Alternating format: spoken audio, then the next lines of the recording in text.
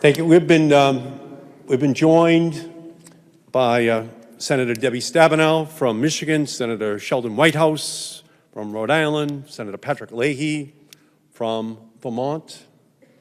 But I'm going to tell you just a little story. Last year, I had an idea for a bill, and I shared it with our next speaker, United States Senator. It was a bill to create technologies that could detect fentanyl before it reached the borders of our country. 75% of all the opioid deaths now have fentanyl in the bloodstream of those victims. And so for 10 minutes in his office, we spoke about that issue. And then for the next 50 minutes, we talked about Robert F. Kennedy. His knowledge of Robert F. Kennedy and John Kennedy and Ted Kennedy was enormous. His ability to relate the message of Robert F. Kennedy to today was powerful and deep. And his message today is something that I think reflects to the American people his ability to understand what Robert F. Kennedy was trying to signal to our country. I give you my friend, the great congressman from the state of Florida, Rubio.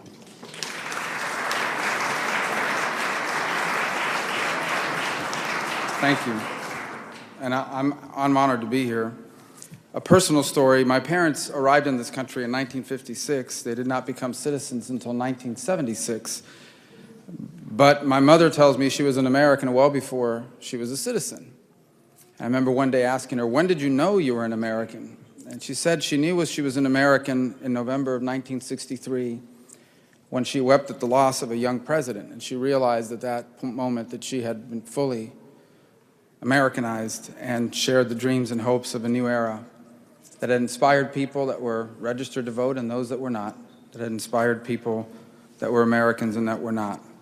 And so my family, from youth, talked extensively about the Kennedy family contribution, but the one that I was always most fascinated by, with all due respect to President Kennedy, whose promise was never fulfilled because his life was cut short, way too short, was Senator Robert Kennedy. The first thing that I've always been impressed by is the unique wisdom for a man who was so young when he was the Attorney General. I had an opportunity a few years ago, 2015, to spend about 4 hours at the Kennedy Library and listen to the tapes of the Cuban Missile Crisis. And my interest at the time was just trying to understand how crisis was managed in an era where we didn't have some of the abilities to communicate that we have today. And what I was struck by is, had President Kennedy listened to the military experts in the room that were advising him, we would have had a nuclear war. And we don't have time to get into all the details. Suffice it to say that if he had listened to what they were telling him to do, little did they know that the orders had already been given to retaliate with nuclear response. And who knows what the history of the world would have looked like and whether we would even be standing here today to be able to give this speech. But instead he listened to his brother, and in particular he listened to his brother, who was a very young man at that moment, who advised him wisely to ignore Khrushchev's second letter and accept the first one. And somehow instinctively he understood that Khrushchev was in a difficult position internally. And that decision probably saved the world from calamity. And so I don't think it's an exaggeration to say that Robert Kennedy is the most consequential American of the second half of the 20th century who did not become president. The second thing that always struck me about him was, I'm not Robert Kennedy, but I can be impulsive. And somehow he was able to channel that impulsiveness into the greater good. You see it early on in his time as a lawyer here in the U.S. Senate when he set his eyes on organized crime. And you watch the videos, I've had a chance to see some of them, no, not videos, but old films of it, and just read the historical record. When he latched on, and it was hard to get him off you. And he did that over and over again, and he also did it at his time as Attorney General. When he made up his mind that someone was wrong or someone was bad, that was a bad thing for you if you were the person on the side of that. And that level of impulsivity and energy behind causes that he felt were just or right is something that's sorely missing in American politics today for a lot of different reasons. But the third point I wanted to leave you with, and the one that has most impacted me, is Robert Kennedy after 1963. Not that he was a different person, but he had been changed by the events of November of 1963 in ways that I will never fully understand. Obviously, I didn't know the man, and I certainly don't know the family. I go off the historical record and the writings of many that have written about him, and I've read extensively. I would say, I'm guessing at least a dozen books and different articles about trying to understand the man. Something happened to Robert Kennedy in the years that followed 1963, and one of the things that happened is one of the things I wish we would do more of. And that is, he was exposed to people different than himself, different ideas, different viewpoints, different parts of the country, and different parts of the world. And something happens to a person of good faith with an open mind when you meet people that have different viewpoints and different experiences, maybe even from a different cultural background. You may not end up agreeing with their ideas, but you understand why they are where they are and why they feel how they feel. And in some ways, it contributes to the greater good. That today is nearly impossible in modern American politics. It's certainly not rewarded, and there's literally no incentive. Modern American politics today incentivizes outrageous speech, over-the-top statements. You want to become famous very quickly, say crazy things on cable TV, on prime time. Everyone will have you on, and everyone will know who you are. The problem is we no longer talk to each other. And people go into their corners, and we're more isolated in that way than ever before, but not Robert Kennedy. He specifically chose to reach out to parts of the country and parts of the world that others were not thinking about and that others were not talking about. And suddenly the impulsivity and the energy that he brought to bear on a host of other issues as Attorney General became the cause of poverty and inequality in America, human rights abuses around the world. He spoke out against apartheid 20 years before it was cool, as just one example. And someone who was viewed by suspicion at one point over civil rights became its foremost champion.